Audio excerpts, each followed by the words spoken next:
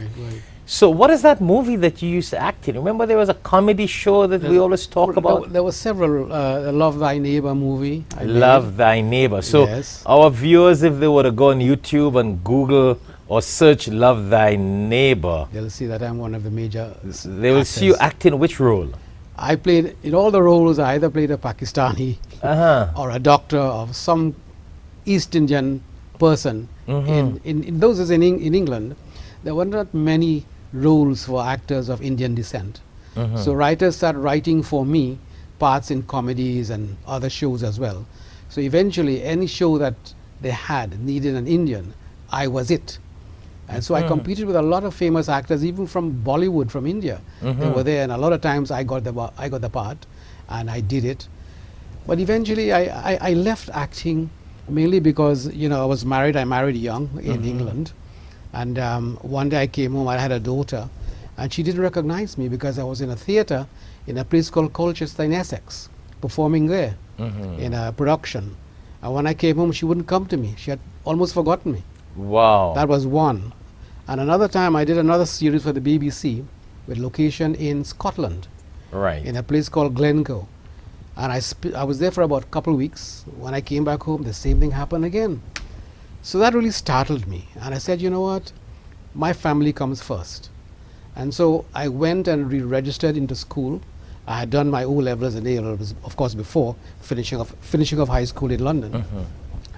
And I attended Croydon University in Surrey in London. And I studied business management and majored in law. And you know, and I must tell Muslim viewers, you know, I really wasn't a fantastic student, but I focused on what I was doing. And I remember going into my room, into the examination room, and I said all the 10 surahs that I knew. You know, and I prayed to God, I prayed to Allah, I said, listen, help me. If you let me pass this, then I would not go back into acting. I will get a job, and so I'll be with my family. Interesting.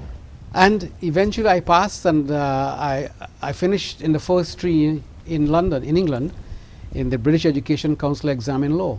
I came in the first three. And then that's how I started my business in the 70s. And of course, I'm close to my family.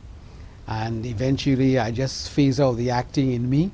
Though I missed it, it was a thing that I loved best, meeting people, meeting all kind of people, famous. And I mean, I remembered people would line up in front of the studios to get my autograph. And there were viewers, like 6 million viewers every week looking at me on television.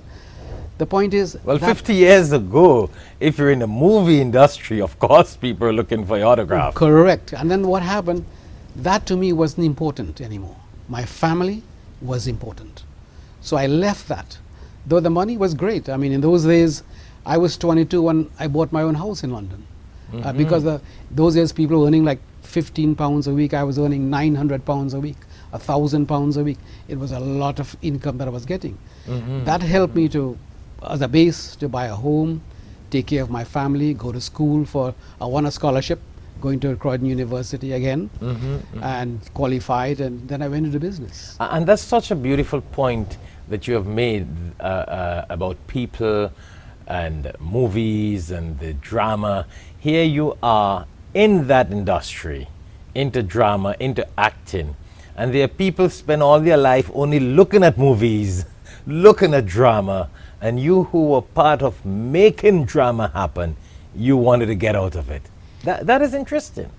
People waste a lot of their money and their time into that, but you had the experience, so you can tell people it was a knowledge, it was something very educational, good experience, but now you know that the picture out there and the light out there of life and reality is much bigger than just a movie.